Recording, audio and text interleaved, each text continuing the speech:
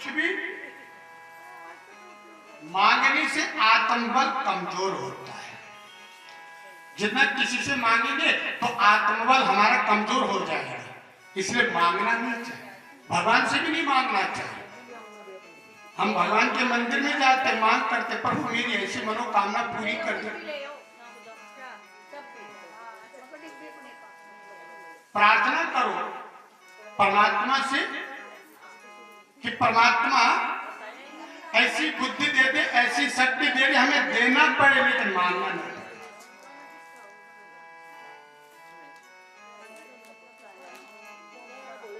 किसी से भी कोशिश यही हो कि कभी किसी से कुछ इच्छा न हो।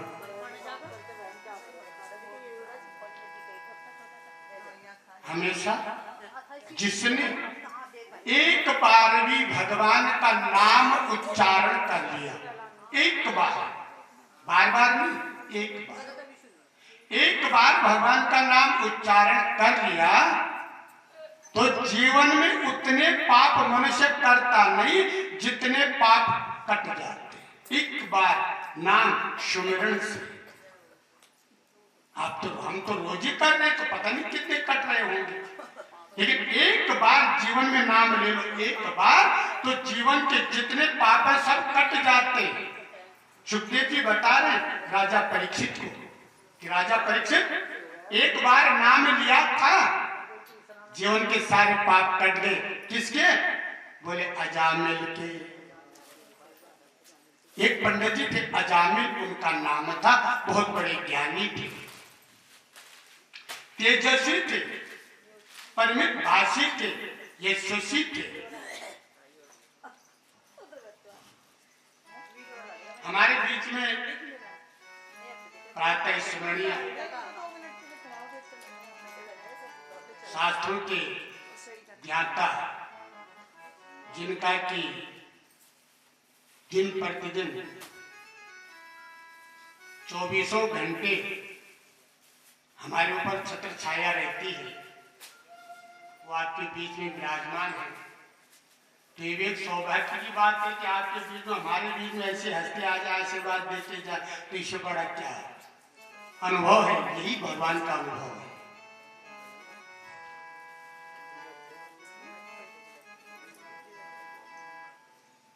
तो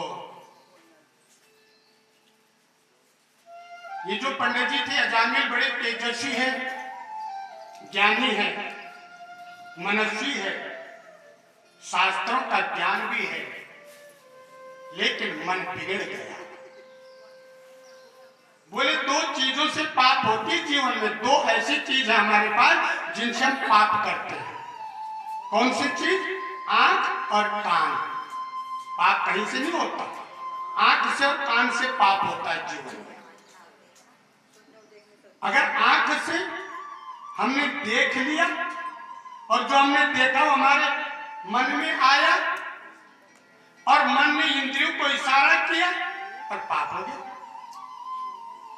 कान से सुना, मन में आया, मन ने इंद्रियों को इशारा किया, पाप हो गया। तो किसके द्वारा? तो दो ही चीजें हैं, आंख और कान। इसलिए कान से अच्छी बात सुनो और आंख से अच्छी चीज देखो, भगवान को देखो, परमात्मा को देखो, तो कभी पाप नहीं होगा। तो अजामिल एक दिन जब अपनी यात्रा पे जा रहे थे तो उन्हें रास्ते में एक वैश्या दिखाई दी, और जैसे वैश्या को देखा तो मन में विकार उत्पन्न हो गया और उस वैश्या उस गणिका को अपने घर में ले आए। अब गणिका को क्या चाहिए था? उसको तो धन चाहिए था। अजामिल के पास धन की कमी नहीं थी, इसलिए गणिका को घर में ले आए। गणिका भी आ गई। गणिका ने आते ही पूछा ये कौन है? बोले मेरी पत्नी है, मेरा बेटा है। बोले या तो पत्नी रहेगी या बेटा रहेगा या मैं रहूंगा, तीनों में से एक को सोच लो कौन रहेगा। अजामिल ने सोचा बहुत सुंदरी है, इससे बढ़िया पत्नी और बेटे को ही त्याग देता हूं, ये मेरे पास रहे। बेटे को भी त्याग दिया, पत्नी को भी त्याग दिया, गणिका को अपने पास रख लिया। अब जैसे प्रातः काल का समय होता, अजामिल भजन करने बैठे था तो गणिका डांट देती, क्या कर रहे हो, ये सुबह सुबह मुझे पसंद नहीं है, ये घंटी बजाना, घड़ियाल बजाना, शंख बजाना, ये ओम ओम करना मुझे पसंद नहीं, बंद करो इसको। अब उसकी बात तो मान ली, जब मान ली तो भजन भी छूट गया। अब जब भजन छूट गया तो पूजा भी छूट गई। अब गणिका ने कहा तुम कहीं से भी लाओ, मुझे तो धन चाहिए। अब महाराज अजामिल ने चोरी करना शुरू कर दिया, डकैती करना शुरू कर दिया। इनका नाम पड़ गया डाकू अजामिल, प्रसिद्ध हो गए। धीरे धीरे गणिका के माध्यम से इनके 9 पुत्र भी हो गए। ये प्रातः काल जाते और आधी रात्रि को माथे पे काली पट्टी बांधकर घर लौटते, क्योंकि चोर डकैत बन गए थे। घर में गणिका, वैश्या, 9 बच्चे। एक दिन अजामिल के गांव में अयोध्या से कुछ संतों की मंडली निकली और समय था संतों का अयोध्या से वृंदावन जाने का। तो रास्ते में एक आदमी मिला, संतों को बोले भाई हमें ऐसे बता दो तुम्हारे गांव में कोई धर्मी भी है। मजाक सूझ गया, उसने कहा देखो भाई हमारे गांव में तो एक ही धार्मिक है। बोले कौन? बोले पंडित अजामिल। अब पंडित अजामिल तो विश्वास हो गया, पंडित है तो कुछ ना कुछ आओ भगत तो कर ही गए। इसलिए 25-30 ब्राह्मणों की जो मंडली थी सीधा पहुंच गए, कहां? अजामिल के घर में। अजामिल की पत्नी गणिका बाहर आई। महात्माओं ने कहा कि बेटी तुम्हारे पति पंडित अजामिल कहाँ हैं? आज हम तुम्हारे द्वार आए हैं, रात्रि भजन भी यही होगा, प्रसाद भी यही होगा, इसलिए हमें जगह बता दो। अब जो गणिका थी उसके आंखों से आंसू निकलने लगे। उसने कहा महाराज आप तो गलत जगह आ गए, जिस घर में आप आए हैं ये आपके रहने लायक नहीं है, क्योंकि मेरा पति तो शराबी है, कबाबी है, जगह जगह शराब की बोतलें पड़ी हैं, हड्डियां पड़ी हैं, आप यहां कैसे रहोगे?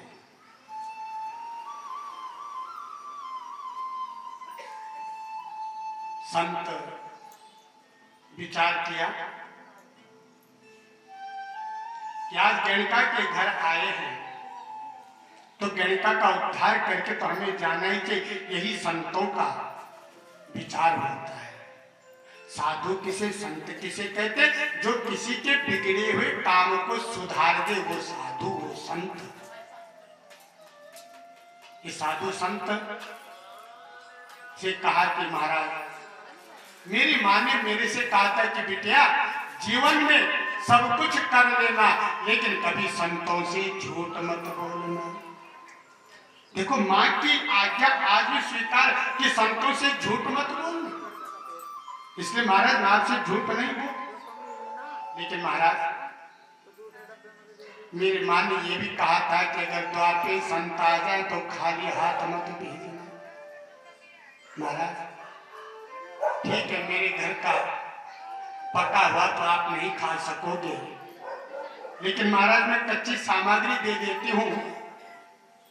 सामने पेड़ है उसके नीचे बैठिए और आप प्रसाद पाइए। राशन दे दिया, आटा चावल दाल। संत सामने एक पेड़ था उसके नीचे बैठ गए, प्रसाद बनाने लगे। दाल बाटी चूरमा बनाया, गुरुजी के चेलों ने कहा गुरुजी हम तो गलत जगह आ गए। गुरुजी ने कहा गलत जगह जाना भी हमारा ही धर्म है।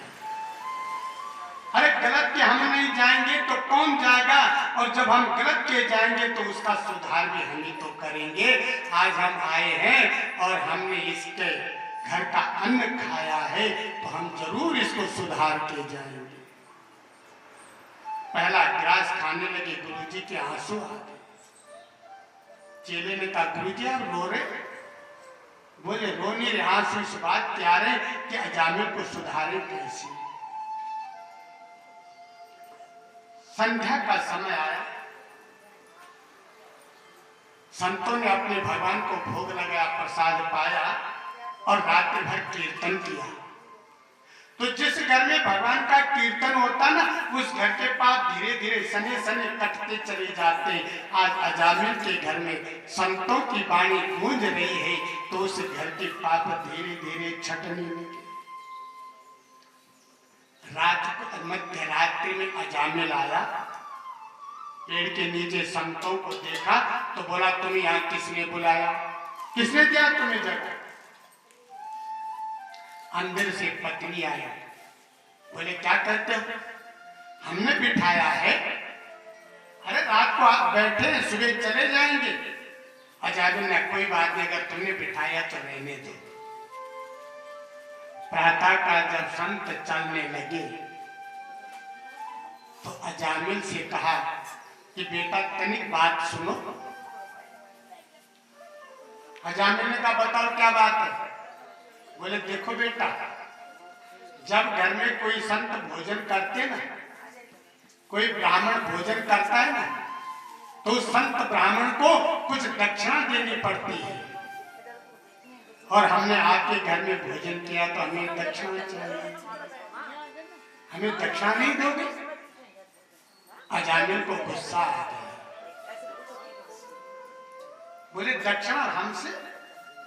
अरे शुक्र समझो कि हमने तुम्हारा चिमटा सोटा छोड़ दिया। हम तो तुम्हारा चिमटा सोटा भी रख लेते, लेकिन हमने ये भी छोड़ दिया है। शुक्र समझो, भूतों से पूत की कामना करते हो। संतों ने कहा देखो बेटा, दक्षिणा तो आपको देनी पड़ेगी, लेकिन पैसों के नहीं चाहिए, पैसों की दक्षिणा नहीं चाहिए। बोले फिर? बोले एक शर्त है बस, उसको मान लो। एक शर्त है, उसको मान लो। बोले बताओ? बोले तुम्हारी पत्नी गर्भवती? बोले हाँ। इसका जो 10वां बेटा होगा ना, उसका नाम नारायण रख देना। गुरु दीक्षा दे दी, गुरु मंत्र दे दिया। गुरुजी मंत्र देते हैं अपने चेले को उसके अनुसार, चेला जैसा हो सके। एक चेला गया गुरुजी के पास, गुरुजी चेला बन रहा, बोले बन जाओ, सेवा करो, चेला बन जाओ। गुरुजी ने देखा बहुत साल हो गए, चेले की बुद्धि में कुछ आ नहीं रहा, इसको समझाओ, ये समझता नहीं। तो गुरुजी ने कहा ऐसा बेटे तुम घर चले जाओ और घर में ही तपस्या करना। बोले ठीक है गुरुजी। चेले को घर भेज दिया। बोले बेटा जो तुम्हें सबसे प्रिय हो उसका जाप करना। अब वो किसान था, चेला बनने चला गया, तो सबसे प्रिय उसका बैल था। बैल का नाम था मोती।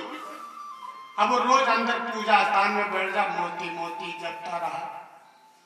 जब बहुत टाइम हो गया तो गुरुजी ने सोचा चलो चेले को देख के आते, मंत्र जप भी रहा है कि नहीं। गुरुजी गए, हाँ भाई चेले कहाँ हो? गुरुजी अंदर पूजा कर रहा हूँ, तनिक बाहर तो आओ। बोले महाराज बाहर कैसे आऊं? बोले क्या हो गया? बोले महाराज मेरा शरीर मोटा हो गया। बोले मोटा हो गया, ऐसा क्या कहा? महाराज आपने कहा था कि जो सबसे प्रिय हो उसके नाम का मंत्र जपना। मैं अपने बैल मोती का नाम जप रहा था और जपते जपते मैं भी उसी की तरह मोटा हो गया हूं और दरवाजा पतराए बाहर कैसे आऊं? ऐसा ध्यान गुरुजी कराते। गुरु कृपा होगी आज अजामिल के ऊपर। बोले बेटा नारायण नाम रख देना, मंत्र दे दिया। अरे 24 घंटे में एक बार, 2 बार, 10 बार नारायण नारायण बोलेगा तो भगवान का भजन होगा। इसीलिए पहले के लोग अपने बच्चों का नाम भगवान के नाम पर रखते थे। नारायण, राम, कृष्ण, मनमोहन, गोविंद। आज क्या रखते हैं? चिंटू, पिंटू, ये तो नाम है। जब बच्चे का नामकरण संस्कार करो तो पंडित जी से ये कहा करो, पंडित जी ऐसा नाम बताओ जिससे हमारा भी उद्धार हो जाए। नहीं पंडित जी कोई ऐसा बताओ ना जो आजकल का, ये तो बहुत पुराना हो गया, ऐसा नहीं, ऐसा बताओ जिससे हमारा उद्धार हो जाए। तो अजामिल से कह दिया नारायण नाम रख दो। अजामिल ने कहा कोई बड़ी बात नहीं, रख देंगे नारायण। जाओ। संत चले गए नारायण के यहाँ। बेटे अजामिल के यहाँ बेटे का जन्म हुआ। अजामिल ने सोचा यह संतों ने कहा है तो इसका नाम नारायण रख देते, रख दिया। अब संसार में एक विडंबना है, बड़े बेटे को पिता प्यार करते हैं, छोटे बेटे को माँ प्यार करती है। करते कि नहीं? हाँ ना तो बोल दो। हाँ जी। यानी बड़े को प्यार कौन करते हैं? पिताजी। और छोटे को, और जो बीच का है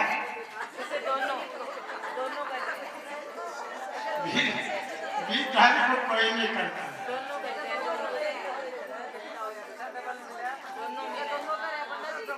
मैंने इसलिए कही ये बात कि संसार में एक गलत फहमी फैली हुई है। जब पिताजी मरते, माँ मरती है, तब क्या कहते लोग? बीच वाले को अधिकार नहीं है। काहे का कहते कि अरे माता पिता की क्रिया करने का अधिकार बीच वाले को नहीं कहते हैं ना? रहाना तो बोल दो। तो अगर शास्त्र ने ये बात कही है और ये सत्य है तो मैं ये भी कह रहा हूं कि बीच वाले को माता पिता का पालन करने का अधिकार भी नहीं होना चाहिए। सही है? सही है ना? बीच वाले को भी पालन। अरे जब मरने के बाद उसके करने से उनको कुछ नहीं मिलेगा तो जीते जी कैसे मिल रहा? इस भ्रम में मत रहो। बेटे सब बराबर है, चाहे बड़ा हो चाहे छोटा हो, बीच का हो। मान ले जब बड़े को बड़ा बीमार हो गया, वो क्रिया नहीं कर सकता, छोटा किसी कारणवश नहीं कर पा रहा है, तो कौन करेगा क्रिया? अब क्यों करेगा? अभी तो आप कह रहे थे नहीं करता।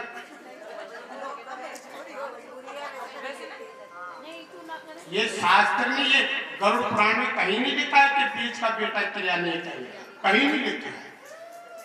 केवल ये लिखा है कि अधिकार बड़े को है, अधिकार बड़े को है, बस इतना है। तो ये सांसारिक विडंबना है। लेकिन नारायण के साथ ऐसा नहीं था। नारायण को माँ भी प्रेम करती है और पिता भी प्रेम करते हैं, दोनों नारायण नारायण करते हैं। एक बार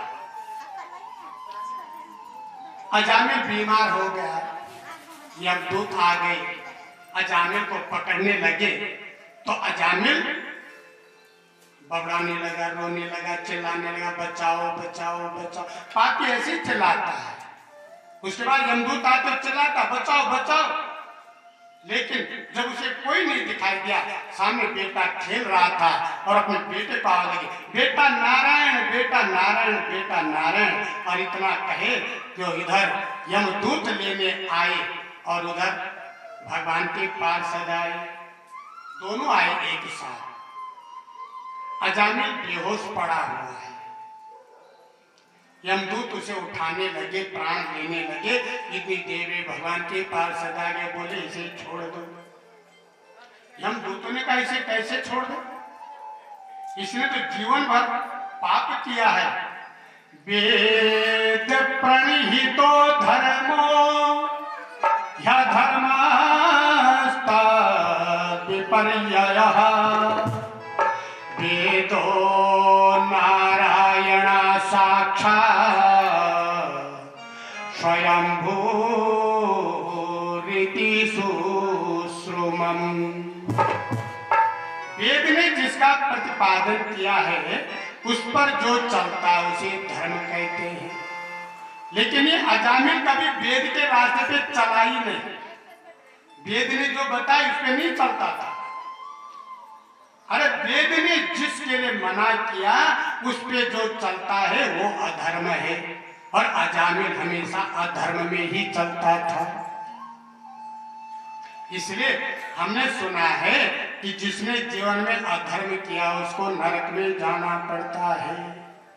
भगवान के पार्षदों ने कहा तुम्हें नहीं पता, इसमें एक बार नारायण भी बोला है, और एक बार नारायण बोल दो तो मुक्त हो जाती है। एक पंडित जी थे, बड़े ज्ञानी हैं, सत्संगी हैं, और एक उनका भाई है पापी। अभी दिन पंडित जी घर में महात्मा आए, संत लोग आए हैं, और पंडित जी ने उनकी खूब सेवा की। और जब सेवा की तो संत खुश हो गए, बोले पंडित जी बोलो क्या चाहिए? बोले मेरे पास तो सब कुछ है, कोई कमी नहीं है, लेकिन एक चीज दे दो। बोले क्या? हमारा बड़ा भाई बड़ा पापी है, उसका परलोक सुधार दो। संतों ने कहा चलो ये भी करते हैं। अब वो बड़ा भाई जो है वो संतों को देखकर क्रोधित हो जाता है। अब संत गए कमरे में, कहा कौन है? बोले हम संत हैं, आपसे मिलने आ रहे हैं। पापी ने सोचा जब संत मिलने आ रहे तो क्या दोस्त बुला गया, बैठो महाराज। अब संत इंतजार कर रहे हैं कब इसको कब्जे में करूं। अब संत ने मौका देखा, दबोच लिया और कह दिया राम बोल। उसने कहा नहीं बोलूंगा। बोले राम बोल। नहीं बोलूंगा।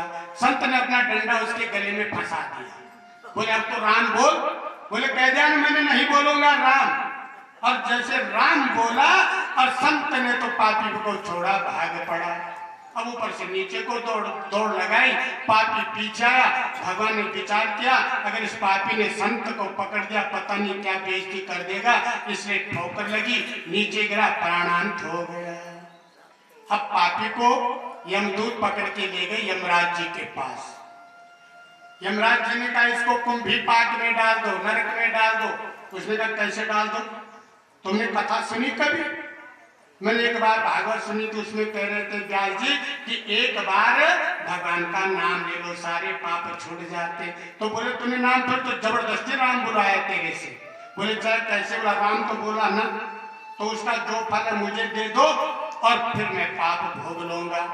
तो बोले भाई इसका फल मेरे पास नहीं है, ब्रह्मा जी के पास है, चलो ब्रह्मा जी के पास। उठाया, पापी को ब्रह्मा के पास ले गए। ब्रह्मा जी ये पापी है, एक बार राम बोला फल मांगता है।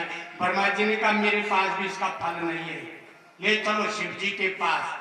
अब पापी ने कहा भाई अब मैं पैदल तो जाऊंगा नहीं।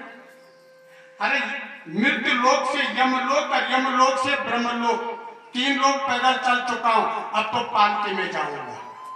तो बोलेगा कौन उठाएगा? बोले ब्रह्मा जी उठाओ, यमराज उठाओ।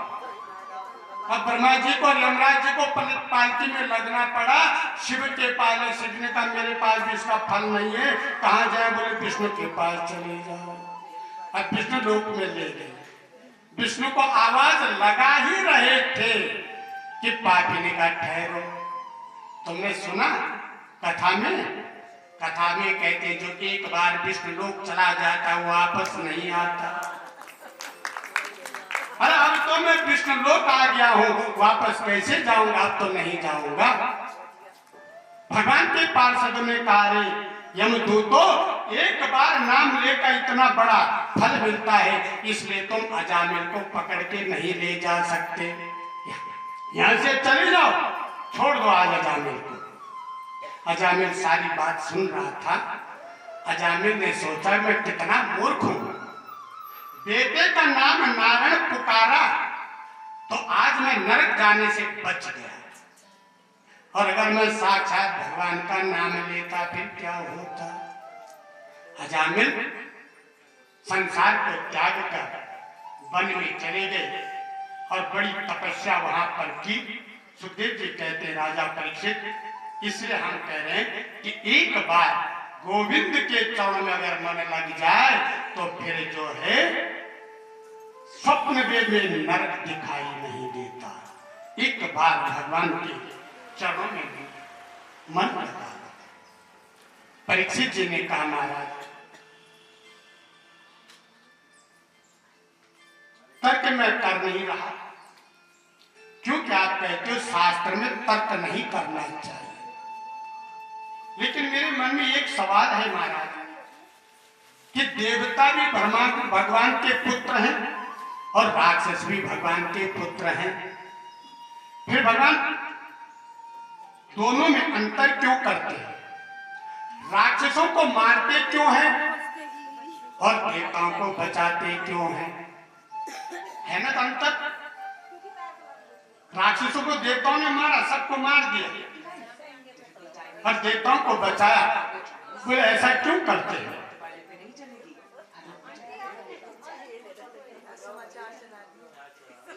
देवताओं के लिए और राक्षसों में अंतर क्यों करते हैं भगवान? आचार्य सुखदेव जी ने कहा कि राजन, भगवान न तो किसी को मारते हैं और भगवान न किसी को बचाते हैं। ये तो जो कुछ भी होता है ये सब हमारा अपना कर्म है। जो भगवान के आंखों के सामने बारंबार जाता है, यानी भगवान के निकट जो बार बार जाता है उसको भगवान तार देते हैं, और जो भगवान से दूरी बना के रखता है उसको भगवान मारते भी नहीं बचाते, लेकिन जो भगवान के निकट जाता है उसको भगवान पार कर देते हैं। आचार्य सुखदेव जी कहते राजन, मुझे एक बात याद आ गई तुम्हारे इसी सवाल पे, कहा कि तुम्हारे बाबा युधिष्ठिर ने एक यज्ञ किया, उस यज्ञ का नाम था राजसूय यज्ञ, और उस यज्ञ में ये प्रश्न उठा कि सबसे पहले किसकी पूजा की जाए?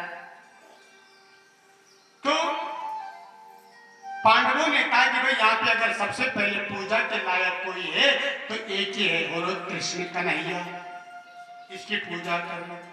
वहीं पर शिशुपाल था, शिशुपाल उनके बुआ का बेटा एकदम गुस्से में खड़ा हो गया कि तुम पहले पूजा इस ग्वाले की करोगे? अरे जिसने कल तक डंगर चुगाए, बेझड़ का पानी पिया, बेझड़ की रोटी खाई, आज तुम उसका पूजन करने जा रहे हो।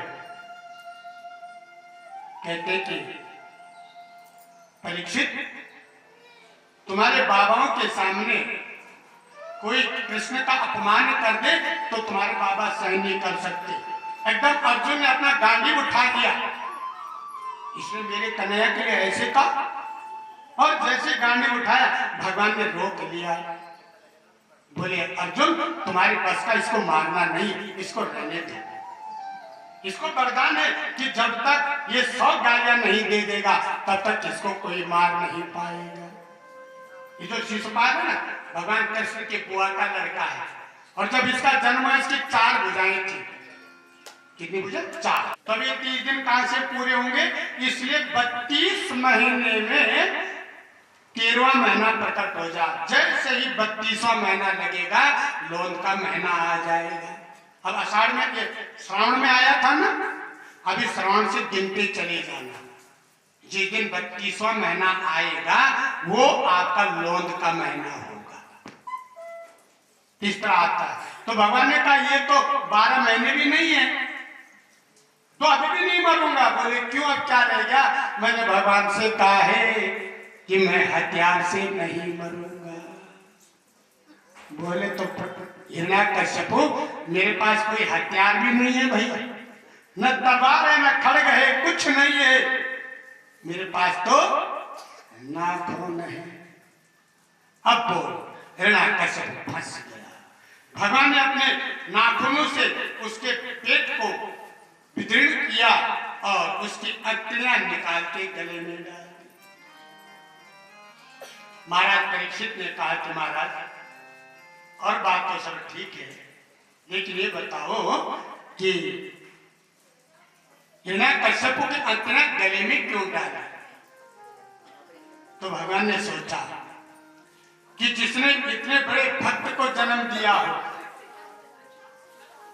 इतने बड़े भक्त को जिसने जन्म दिया है, अरे उसका अपमान नहीं होना चाहिए।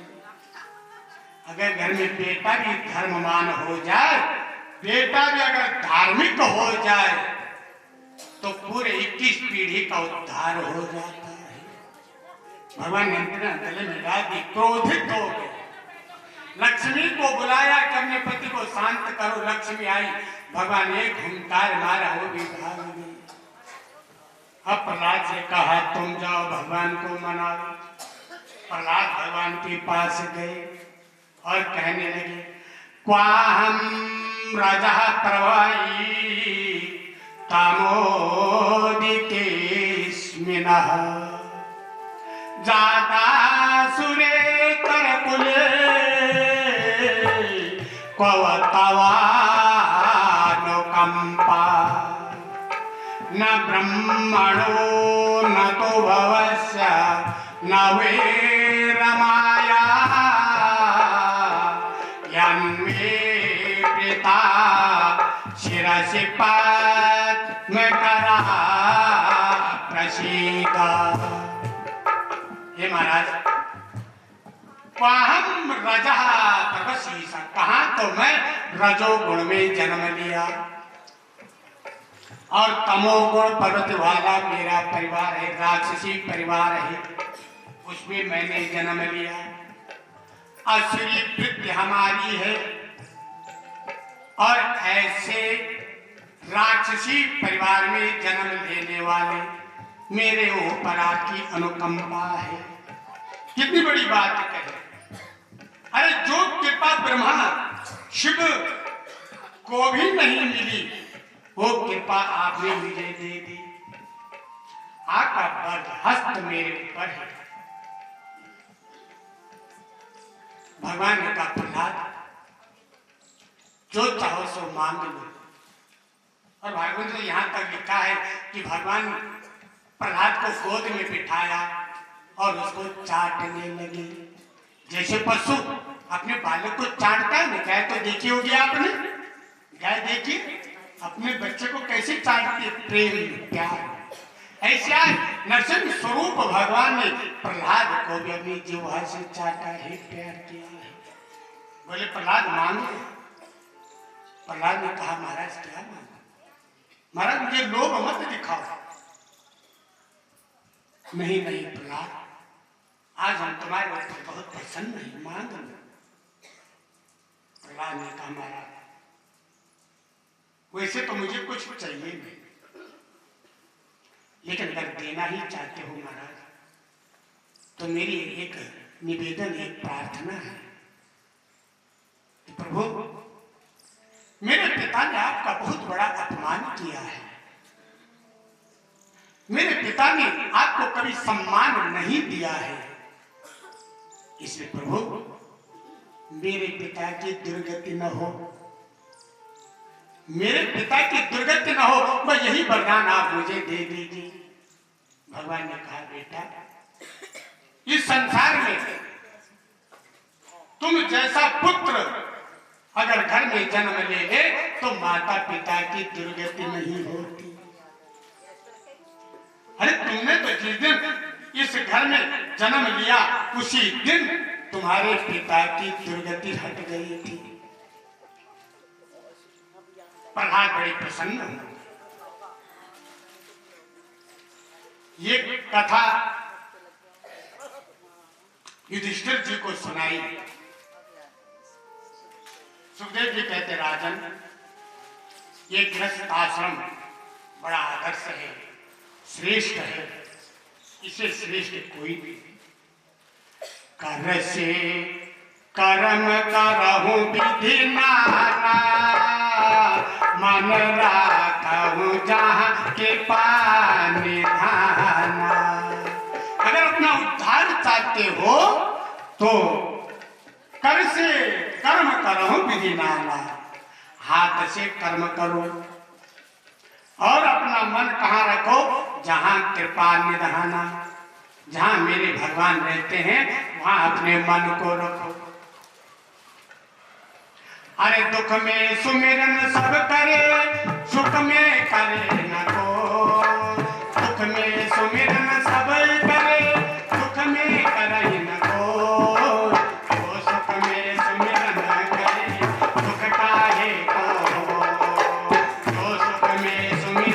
करे दुख काहे का हो। सुखदेव जी कहते हैं कि हे राजन, जो मनुष्य सुख में याद करेगा भगवान को, उसके जीवन में कभी दुख नहीं आएगा। दुख में तो सभी करते हैं, जब दुख आता तो सभी याद करते हैं, लेकिन सुख में याद किया करो। एक पर्वत की कथा सुनाते हैं सुखदेव जी राजा परीक्षित को।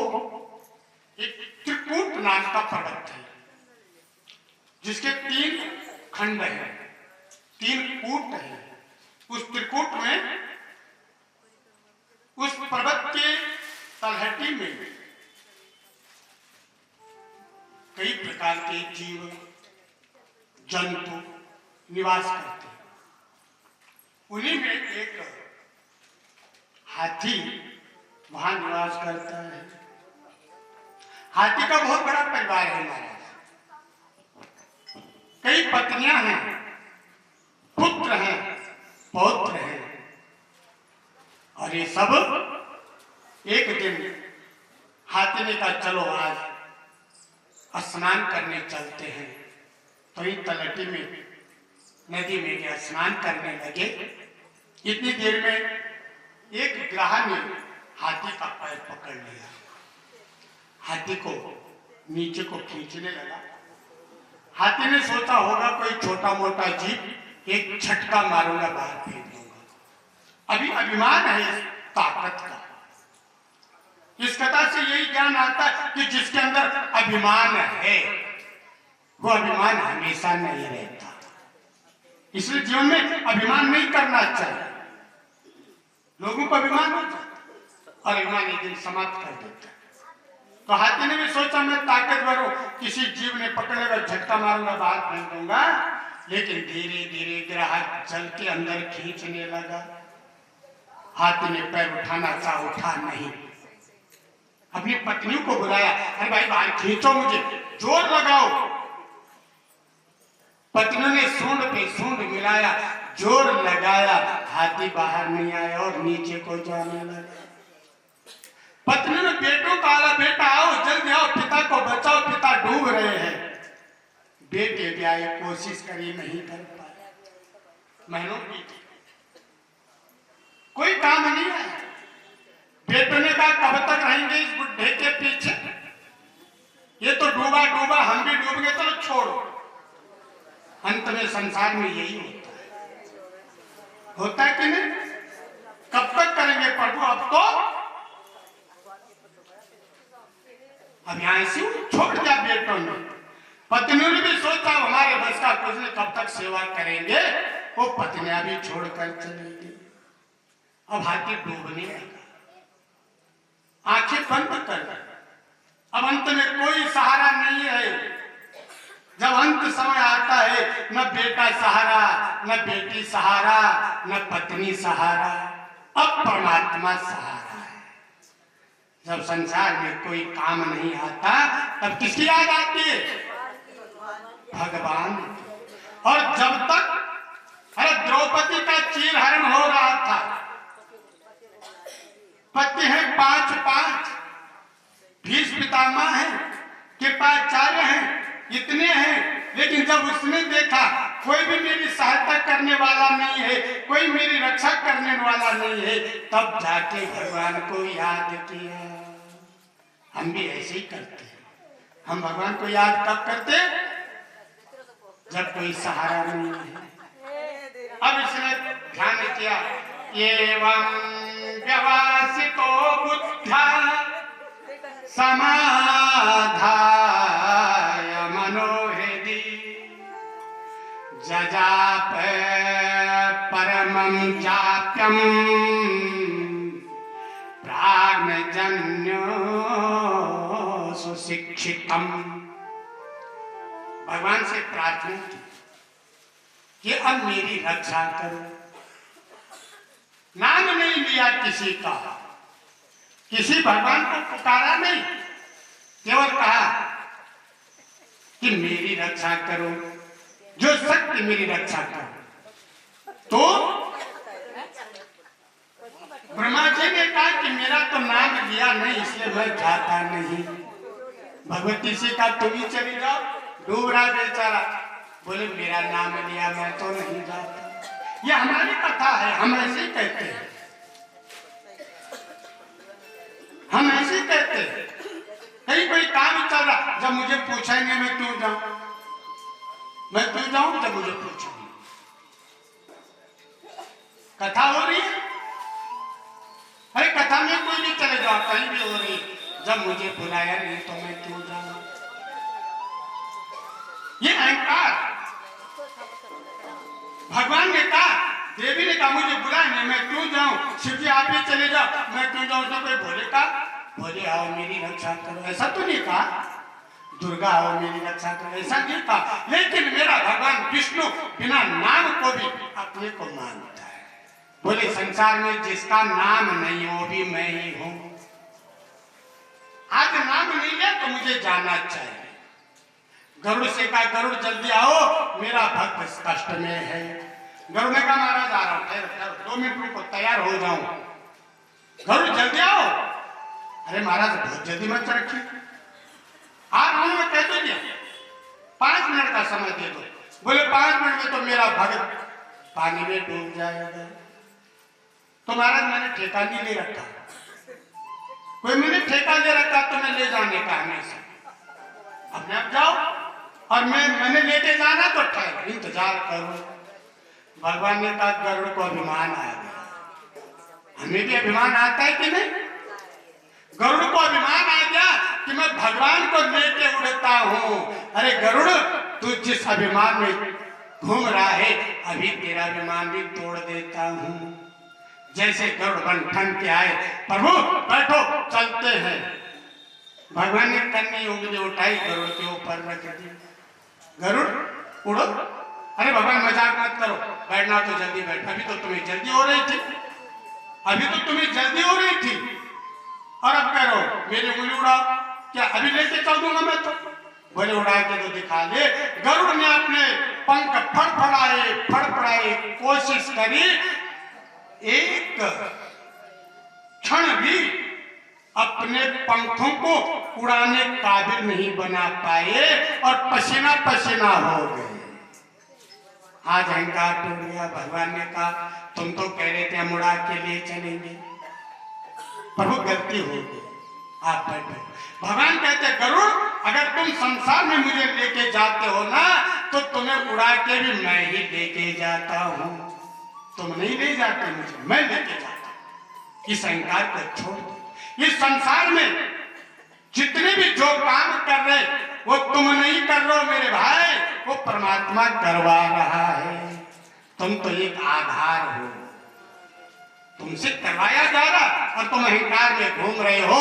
अगर मैं न करता तो नहीं होता, कौन कर लेता अगर मैं न करता तो। यही अहंकार हमारे जीवन को बर्बाद करता है। करने वाला कोई और है, उसने तुम्हें आधार बनाया और उसकी कृपा मानो कि हे प्रभु तूने मेरे ऊपर कृपा की कि मेरे हाथ से ये काम करवाया और आज तुमने मेरा नाम रोशन कराया, ये तुम्हारी कृपा है, अन्यथा मैं तो इस लायक भी नहीं था। गरुड़ चल दी। भगवान गए और एक झटके से ग्रह सहित हाथी को बाहर निकाल दिया। सुदर्शन चक्र चला, ग्रह का धड़ा कर दिया। परीक्षित ने कहा कि महाराज भगवान ने पहला उद्धार ग्रह का क्यों किया, ग्रह को इतनी बड़ी मुक्ति क्यों दी? भगवान बताना चाहते हैं कि जो मेरे भक्त के पैर पकड़ लेता है उसको मैं मुक्ति दे देता हूं। ग्रह भगवान का भक्त है, वो हाथी भगवान का भक्त है और ग्रह ने पैर पकड़ रखा है, इसलिए पहले मुक्ति ग्रह को दी। कहने का मतलब है कि जो भगवान के भक्त है उनको हमेशा मान सम्मान देना चाहिए, उनको हमेशा मान देना चाहिए। हम लोग तो कई जगह गलतियां करते हैं, एक छोटी छोटी गलतियां हमारे जीवन में होती है जिन गलतियों को हम समझते नहीं। पूजा कराएं, हवन कराएं, तो जिसको पूजा हवन करने के लिए बुलाया है उसको मान सम्मान देना चाहिए। अगर वो आधा घंटा लेट आ गया तो हम क्या कहते, कहां थे पंडित जी, 1 घंटा हो गया तुम्हारा इंतजार करते करते। आप लोग नहीं बोलते, जो बोलते हैं कहां थे, 1 घंटा हो गया है। चाहे 1 घंटा तो पूजा कराना चाह रहा है, हवन कराना चाह रहा है, या घंटे का इंतजार कर रहा है। जब भगवान चाहेंगे तभी घर में हवन होगा, जब भगवान चाहेंगे तभी होगा। वो कोई ऐसा खेल खेल देंगे, कभी तुम्हें भी कहीं भेज देंगे, पंडित जी घर में इंतजार करे, कहा अजय भी बाजार गए आने वाले। ये तो परमात्मा का खेल है, ये छोटी छोटी गलतियां जिनको हम समझते नहीं। तो सुखदेव जी कहते हैं कि भगवान के ऊपर विश्वास करो, जीवन में विश्वास को अपनाओ। जिसके जीवन में विश्वास नहीं है उसके जीवन में भगवान का फल नहीं है। उदाहरण के लिए आपने पंडित जी से कहा हमारा महामृत्युंजय कर दो। आपके घरों में पंडित जी आते होंगे, किसी के कोई, किसी के कोई। आपने कहा महामृत्युंजय कर दो, पंडित जी ने कहा ठीक है कर देंगे। अब पंडित जी ने गौमुखी ले ली, गौमुखी में हाथ डाल दी। आपको पता पंडित जी जाप कर रहे कि नहीं? बताओ, संकल्प दिया है तो कर रहे, विश्वास। ऐसे भगवान पर विश्वास करना चाहिए। एक बार दुर्वासा ऋषि विष्णु लोक में गए और भगवान ने प्रसादी माला दे दी, माला दे दी नारद जी को, पहना। अब नारद जी को दुर्वासा ऋषि विष्णु लोक से इंद्र लोक में आ गए। अब इंद्र लोक में इंद्र ने विश्व खूब सेवा की, संत महाराज की, दुर्वासा जी की, भोजन कराया, सेवा करी, पैर दबाए, प्रसन्न हो गए दुर्वासा जी। माला उठाई और इंद्र के गले में डाल दी। अब इंद्र ने वो प्रसादी माला अपने ऐरावत के गले में डाल दी। अब हाथी क्या जाने प्रसादी का, यानी कि जो माला प्रसाद रूप में आपको मिले उस माला का भी सम्मान करो। उस माला को घर में ले जाओ, अच्छी जगह में रखो, जब सूख जाए विसर्जन कर दो। लेकिन घर में लाए फेंक दी। इंद्र ने फेंक की दशा देखो क्या होगी। इंद्र ने ऐरावत को पहना दी और ऐरावत ने उस माला को पैरों के नीचे कुचल दिया। दुर्वासा ने देखा तो श्राप दे दिया, जाओ इंद्र तुम्हारा तेज समाप्त हो जाए। अब इस माला के अपमान के कारण समुद्र मंथन हुआ, अमृत इत्यादि निकला और फिर देवासुर संग्राम हुआ और प्रहलाद के पौत्र महाराज बलि ने सब देवताओं को हरा के उनका राज्य छीन लिया। इंद्र का जो राज्य था उस पर कब्जा कर लिया राजा बलि ने।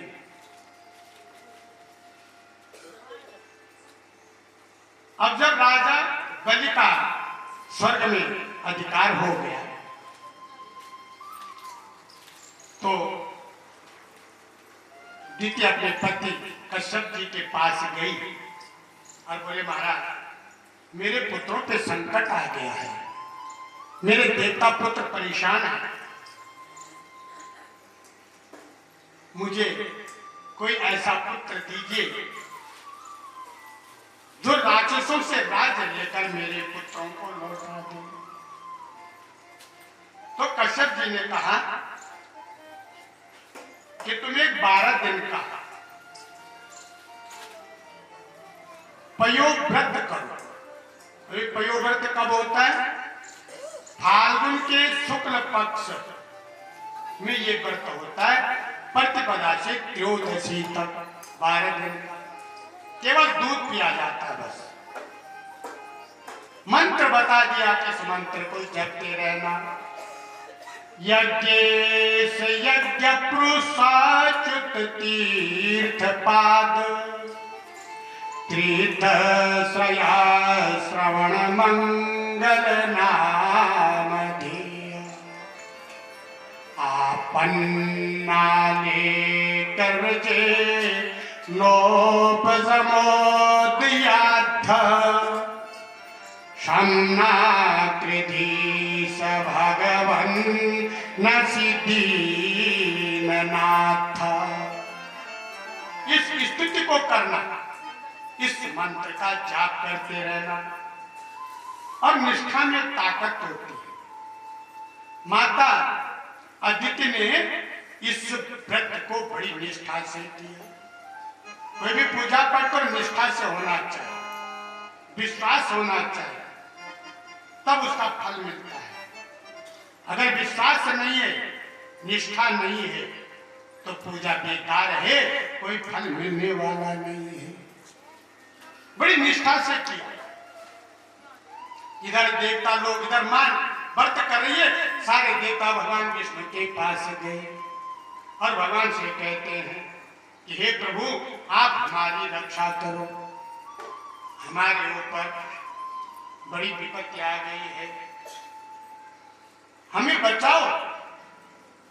सारे देवता भगवान से प्रार्थना कर रहे हैं और भगवान विष्णु क्या करे, देवताओं तुम जाओ और हम मां अदिति के घर में जन्म लेंगे और महाराज बलि से सारी पृथ्वी दान में ले लेंगे। देवता प्रसन्न हो गए। इधर अदिति के घर में वामन रूप में भगवान का अवतार है। बोले वामन भगवान की जय हो। वामन रूप में भगवान का अवतार हुआ। कौन से महीने में? बोले भाद्रपद का महीना। ये भाद्रपद का महीना बड़ा सुंदर है महाराज। मेरे कन्हैया का भी अवतार भाद्रपद में हुआ, बलराम जी का अवतार भी भाद्रपद में हुआ, भादव के महीने में। वामन अवतार भी भादव में हुआ। सुखदेव जी कहते हैं भाद्रपद का महीना आया, शुक्ल पक्ष और द्वादशी की तिथि, और मेरे भगवान का अवतार हुआ। अब भगवान प्रकट हो गए। भगवान तुम्हारे चरणों में जब प्यार किसी का हो जाए, भगवान तुम्हारे चरणों में ध्यान किसी का हो जाए, तो तार की तो फिर बात ही क्या, संग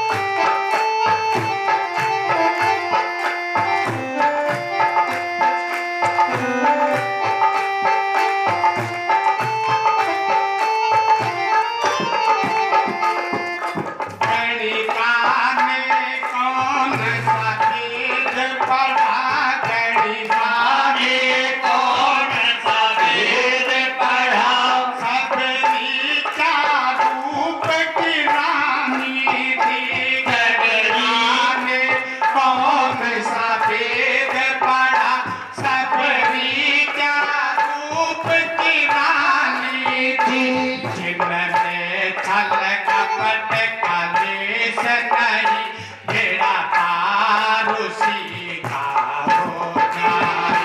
भगवान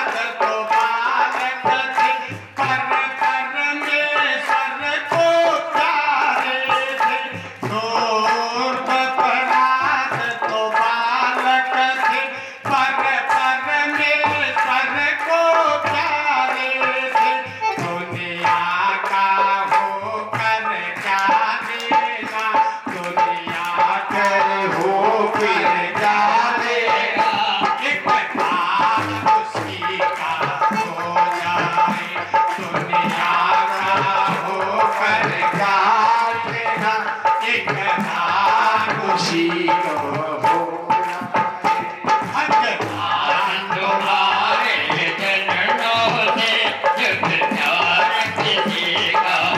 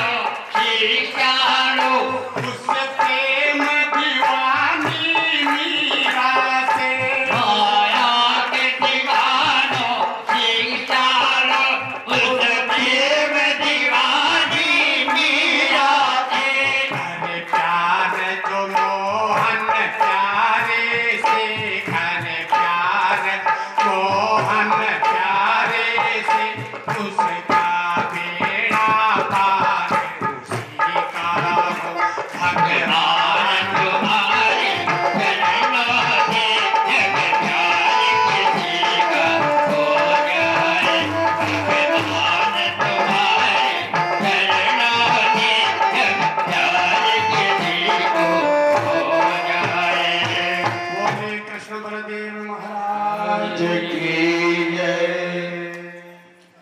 वामन भगवान प्रकट हुए, बड़ी सुंदर झांकी है भगवान। कहते इतना सुंदर प्रभु वामन का मंगलमय स्वरूप, जिस स्वरूप के दर्शन करने से मंगल हो जाए उसे कहते हैं मंगलमय स्वरूप। दर्शन करो मंगल।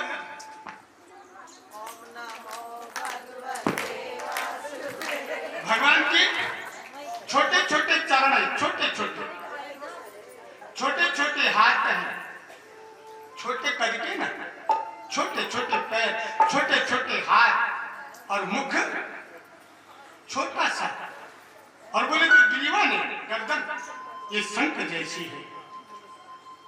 मुट्ठी भर कमर है भगवान की, 4 अंगुल का पेट है, भाई इतना है, 4 अंगुल का पेट, मोती जैसे दांत है, टमाटर जैसे गाल है। कैसा सुंदर स्वरूप मेरे प्रभु।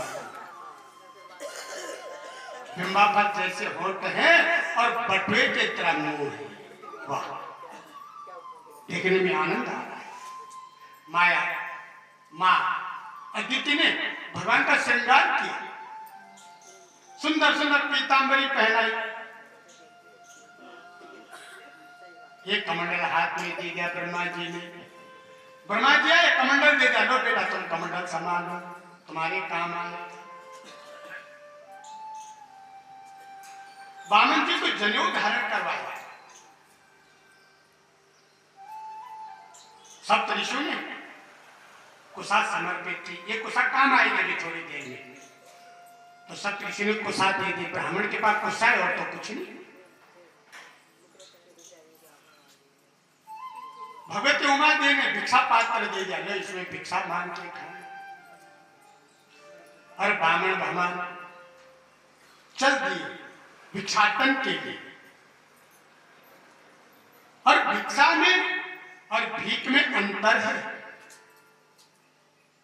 भीख और भिक्षा को एक नहीं मानना चाहिए। भिक्षा अलग है, भीख अलग है। भिक्षा उसे कहते हैं जिसे दूसरों का उपकार किया जाए, और भीख उसे कहते हैं जिसे केवल अपना उद्धार किया जाए। संत भिक्षा मांगते हैं तो संत उसे भंडारा करते, मंदिर बनाते हैं, शिक्षा विद्यालय चलाते हैं, तो संतों की तो भिक्षा हो गई। और जो भिखारी मांगता अपने पेट के लिए मांगता भीख हो गई। इतना अंतर। मेरे ब्राह्मण देवता भी चल पड़े भिक्षाटन के लिए। और धीरे धीरे राजा बलि के यज्ञ मंडप में पहुंच गए। दूर से गुरुजी ने देखा, शुक्राचार्य जी ने दूर से देखा। राजा बलि से कहा, बलि आज तो तुम्हारे यज्ञ मंडप में ऐसे ब्राह्मण आ रहे जिनको ऐसे लगता है साक्षात सूर्य देव हो।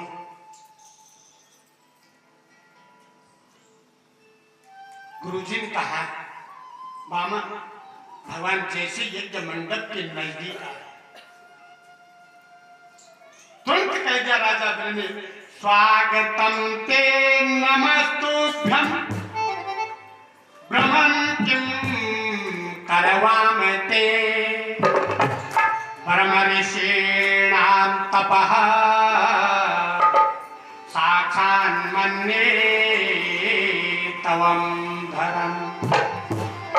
हे महाराज, आपका बार बार स्वागत है, आपको प्रणाम है।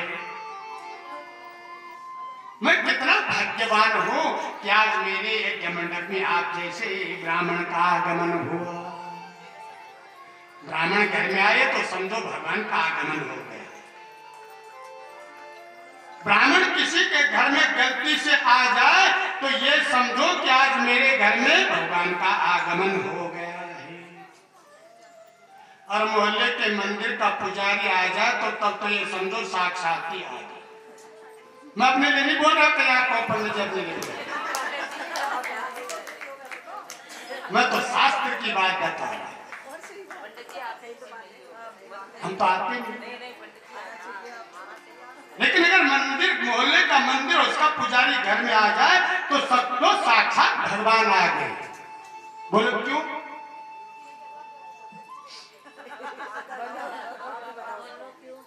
अरे क्यों तो पूछो। आप मंदिर में जाते हो ना और वहां पूजा करते हो ना। ब्रह्मा जी की भी की आपने पूजा, अंदर बैठे ओ विष्णु जी की पूजा सामने की, और शिव जी की कर दी। शिव जी को जल चढ़ाया, फूल चढ़ाया, नैवेद्य मिष्ठान सब चढ़ाया। अंदर विष्णु जी को भी पूजा करा। और जब आरती गाते हो, ओंकार मध्य ये तीनों एका, कौन तीन? तो ब्रह्मा की पूजा की कि नहीं? बताओ। मूर्ति है नहीं, कहां की आपने? है मंदिर के। हमारे आशु जी कह रहे कि मैं उस मंदिर में बैठा।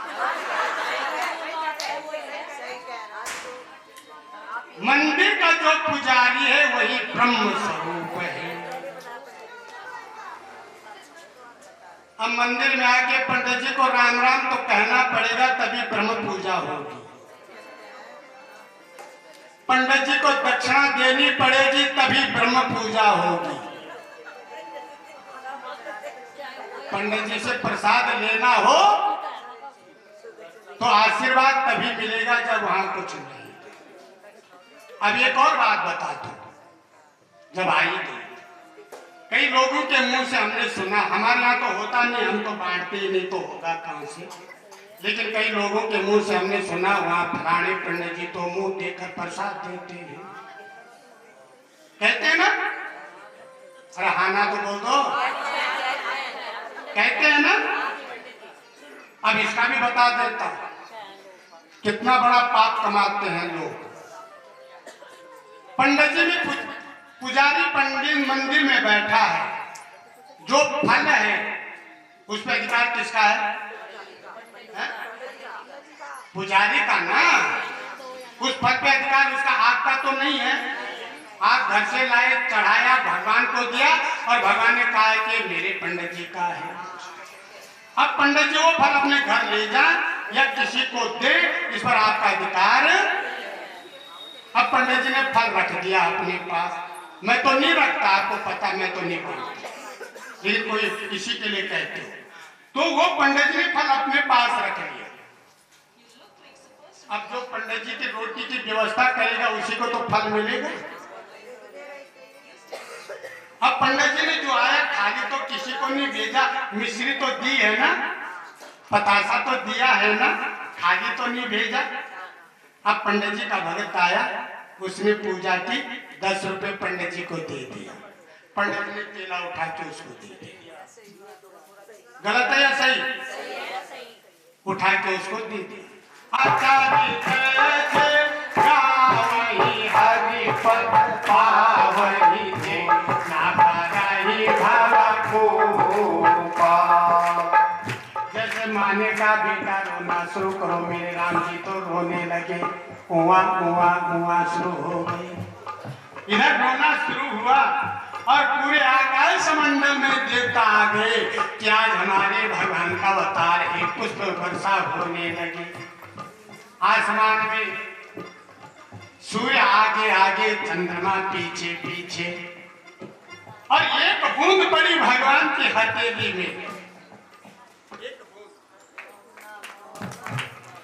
और एक बूंद जैसे हथेली में पड़ी, भगवान ने आसमान में देखा चंद्रमा रो रही है। चंद्रमा को पूछा क्यों रो रहे हो? बोले देखो प्रभु, तुमने जन्म जिंदगी में लिया है और ये सूर्य मुझे आपके दर्शन नहीं करने दे रहा है। भगवान ने कहा कोई बात नहीं, आज इसके राज्य में आया हूं, अगली बार तेरे राज्य में आऊंगा, तब तो जी भर के देखना, और आज से मेरे नाम के आगे तेरा नाम रहेगा। इसलिए भगवान का नाम क्या पड़ गया? रामचंद्र। बोले रामचंद्र भगवान की जय हो। सबको पता चल गया, स्तुति कर रहे हैं देवता भगवान राम की, कितनी सुंदर स्तुति कर रहे हैं। श्री रामचंद्र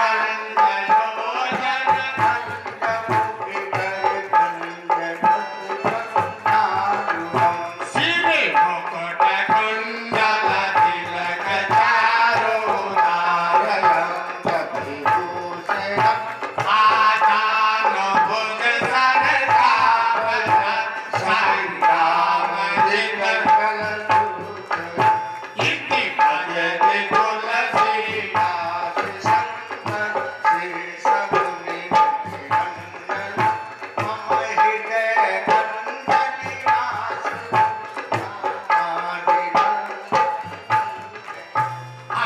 में सारे देवता आए हैं और इतनी सुंदर स्तुति भगवान की है।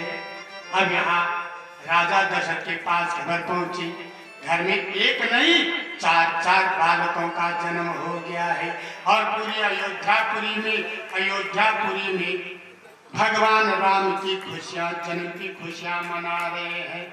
अवध घर आनंद भयो जय राजा राम,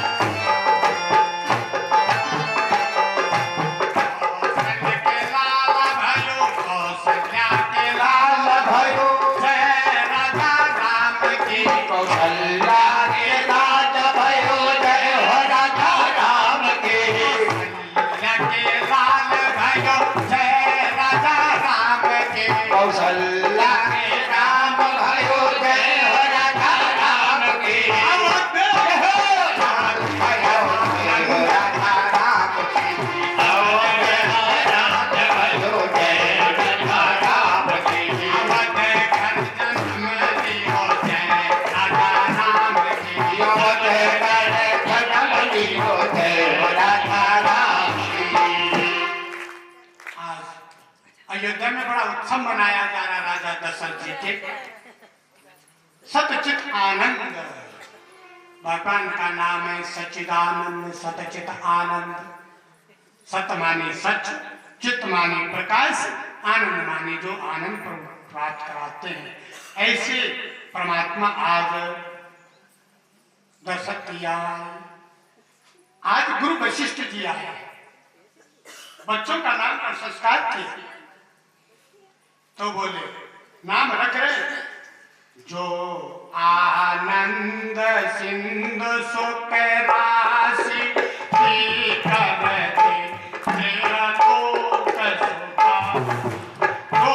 सुख धाम राम असनामा अखिल लोक जग विश्रामा विश्व भरण पोषण कर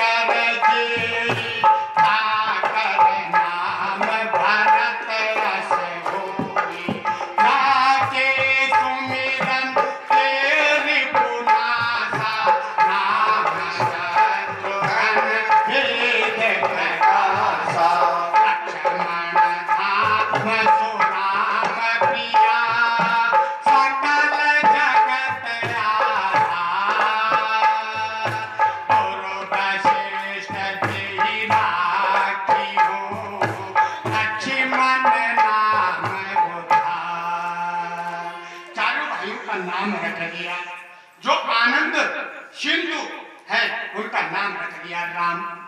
और जो विश्व भरण पोषण, जिन्होंने विश्व का भरण किया, पोषण किया, उनका नाम रख दिया भरत।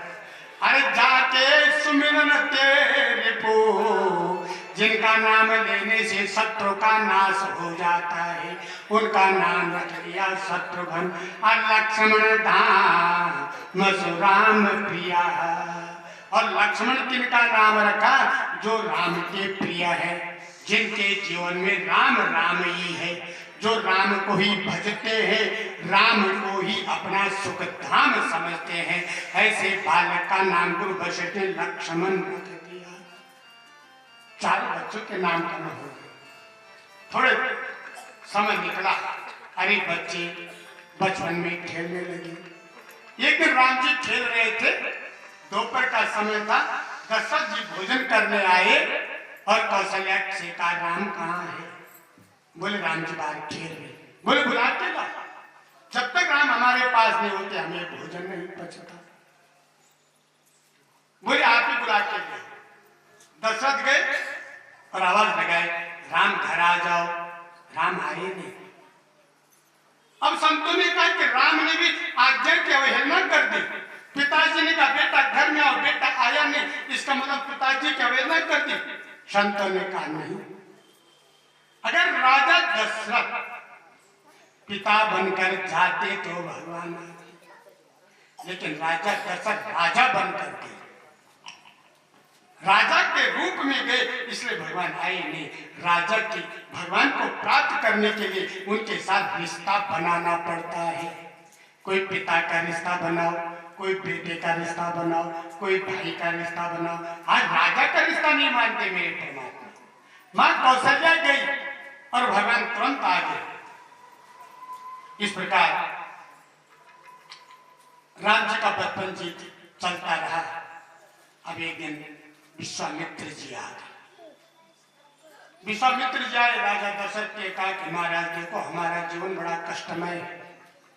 जब हम तपस्या करते हैं, हवन करते हैं, तो हमें राक्षस परेशान करते हैं, इसलिए हमारी रक्षा करो। दशरथ ने कहा ऐसी बात है, चलो हम चलते हैं। बोले नहीं महाराज आपकी आवश्यकता नहीं, हमें तो राम और लक्ष्मण दे दीजिए। बोले राम लक्ष्मण कैसे देते? ये तो मेरे जीवन है, बुढ़ापे में प्राप्त किया है, कैसे दे दो? बोले महाराज देते हो तो राम लक्ष्मण दे दो, वरना रहने दो। राजा परेशान हो गए, गुरु जी को बुलाया, दशरथ जी को। गुरु जी देखो मांग रहे, क्या करूं? गुरु जी ने कहा भेज दो। ऋषि खाली नहीं जाना चाहिए और राम लक्ष्मण को भेज दिया। जैसे गए,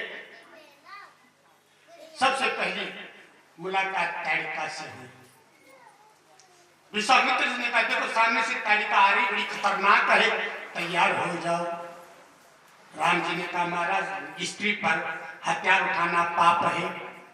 बोले बेटा जो स्त्री खुद हथियार उठाते हो उसको मारने में कोई पाप नहीं है। भगवान के साथ युद्ध हुआ, ताड़िका का वध हुआ। देख लो यहाँ भी पहले वध स्त्री का हुआ है, और जब कृष्ण अवतार आएगा तो वहां भी पहला वध स्त्री का ही होगा। यहाँ ताड़िका है और वहां दूध पिलाने वाली राक्षसी है। तो इधर ताड़िका का वध हुआ, सुबाहु और मारीच आए। भगवान ने एक बाण से ही मारीच को लंका में फेंक दिया और सुबाहु का वध कर दिया। अब इधर ये पूजा कर ही रहे थे, कितनी देर में जनकपुरी से चिट्ठी आ गई। उसमें लिखा था कि महाराज विश्वामित्र जी आपके चरणों में सादर प्रणाम। मेरी बिटिया जनक नंदिनी सीता का स्वयंवर है, आप भी उस स्वयंवर में आकर आशीर्वाद देना।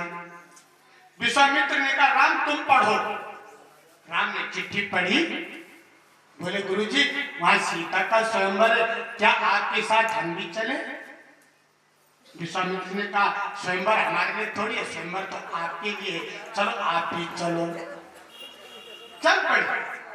अब यहाँ सवाल ये उठता है कि राजा दशरथ को निमंत्रण क्यों नहीं दिया?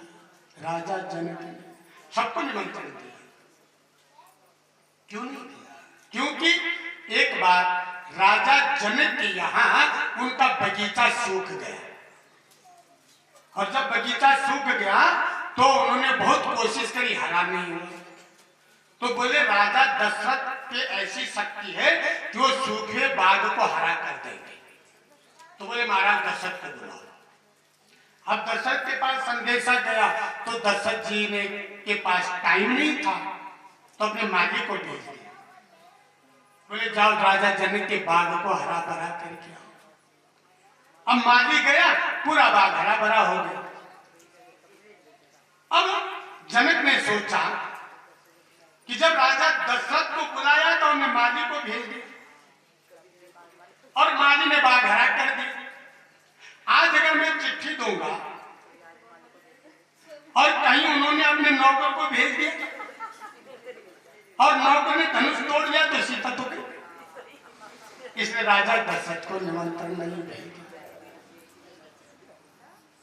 अब इधर राम जी चले गए। कहते जैसे अयोध्या में पहुंचे तो अयोध्या में तो जनकपुरी में पहुंचे तो भगवान विश्वामित्र ने कहा जाओ बेटा राम पूजा के लिए पुष्प लेकर आओ। अब जब ये पुष्प लेने जा रहे थे उसी समय पुष्प वाटिका में सीता भी अपनी सखियों के साथ गई हुई थी। पैरों में पायल है, खन खन की आवाज आ रही थी, छन छन की आवाज आ रही थी। भैया लक्ष्मण देखो तो सही ये सुरीली आवाज कहां से आ रही।